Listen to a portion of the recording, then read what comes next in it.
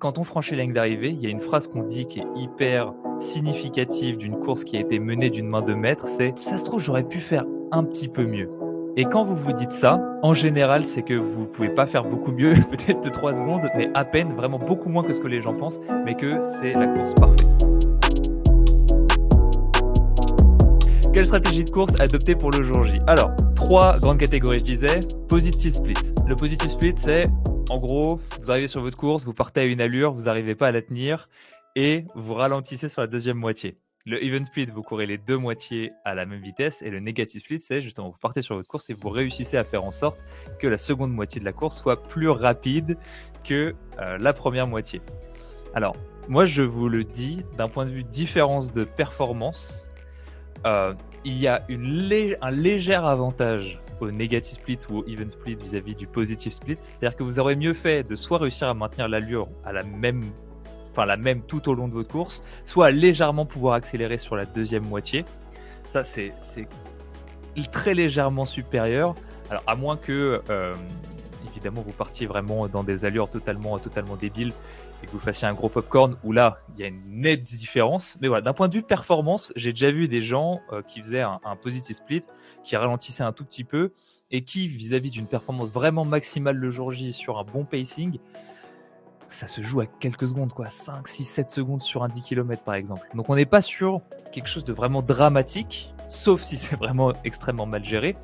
En revanche, en termes de différence d'expérience, ça fait toute la différence.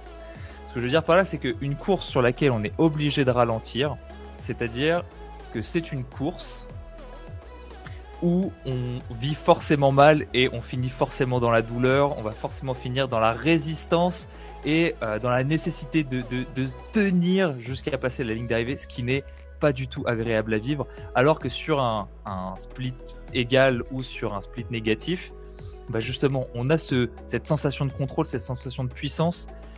On arrive à renclencher une petite vitesse sur la deuxième moitié, ce qui est hyper galvanisant. Quand on franchit la ligne d'arrivée, il y a une phrase qu'on dit qui est hyper significative d'une course qui a été menée d'une main de maître, c'est: ça se trouve, j'aurais pu faire un petit peu mieux.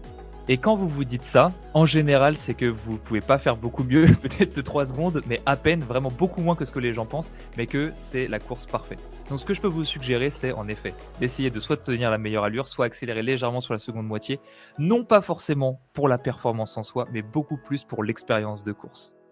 Ok? Je fais une petite exception pour ceux qui vont faire leur premier marathon. Pour eux, même si sur campus, par exemple, vous avez un temps qui est annoncé, hormis si vous êtes déjà extrêmement expérimenté sur des distances inférieures, vous avez fait beaucoup de semi-marathon, beaucoup de 10 km, vous vous connaissez et vous aviez juste jamais franchi le cap du marathon et c'est la première fois que vous le faites, à ce moment-là, vous pouvez partir sur votre allure cible marathon, aucun problème. Mais si vous êtes un coureur plutôt néophyte, je vous dirais de plutôt être conservateur, vous concentrer sur le fait de finir, de vivre une bonne expérience, parce que comme je l'ai dit, si jamais vous partez un peu trop vite, même 5 minutes sur un temps final, c'est trop rapide sur la première moitié. En général, on part bien plus vite que ça, parce que c'est très difficile sans expérience de bien gérer un premier marathon. Et l'expérience de course que vous allez vivre, si jamais vous partez trop vite, va être horrible vis-à-vis de ce que je disais. Donc, si vous voulez avoir envie d'avoir un goût de reviens-y, soyez conservateur sur votre premier marathon. Alors Aurélien dans le chat nous dit le U-split. Alors oui, le U-split c'est quelque chose de très particulier et en fait qui se rapproche extrêmement du split égal. La seule différence c'est que sur les premiers 100 mètres, on part vite et on finit très très vite aussi. Mais en fait c'est un split égal. Ça a des petites implications. Ça marche beaucoup sur les distances courtes. Sur le marathon, bon, faut être assez expérimenté, mais voilà, je ne m'encombrerai pas après plusieurs années après avoir découvert ça, je ne m'encombrerai pas de ce genre de stratégie. Est-ce que ça peut être différent selon le profil du parcours? Si tu parles en vitesse absolue, oui. Si tu parles en intensité relative, non. La différence, c'est que par exemple, si ça monte sur la fin de ta course, tu vas forcément ralentir un tout petit peu, mais ton effort relatif, qui va être représenté principalement par ta fréquence cardiaque et ton intensité perçue, elle doit rester quasiment linéaire. Ok, donc ta vitesse va pouvoir ralentir un petit peu. Donc, ce qui veut dire que oui, tu vas sûrement être parti un peu plus vite sur la première moitié de ta course, mais ton but, c'est pas d'avoir une vitesse égale, ton but, c'est d'avoir une intensité interne égale. Je préfère le banana split. Ouais, et bah écoute, celui-là, je ne l'ai pas dans mes bouquins, bizarrement, hormis au chapitre nutrition.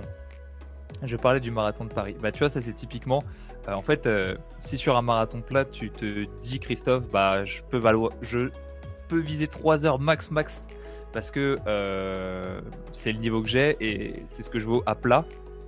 Bah en fait, si tu n'es pas capable, enfin tu réussiras pas à le tenir quoi qu'il arrive, et peut-être que tu vas faire 3h02, 3h03, parce qu'en fait tu vas courir pour 3 heures sur la première moitié et tu vas courir pour 3h06 sur la seconde moitié. Mais ton effort interne sera égal en fait. Si vous êtes arrivé jusqu'ici, c'est que cet extrait de l'un de nos webinaires vous a plu. Nous en organisons tous les mois pour nos membres premium et tu peux en retrouver d'autres extraits en cliquant ici. Et si tu veux avoir accès au replay de nos webinaires dans leur intégralité ou bien participer au prochain webinaire en live, rejoins la communauté du campus, c'est compris dans ton abonnement et il y a toutes les infos en description.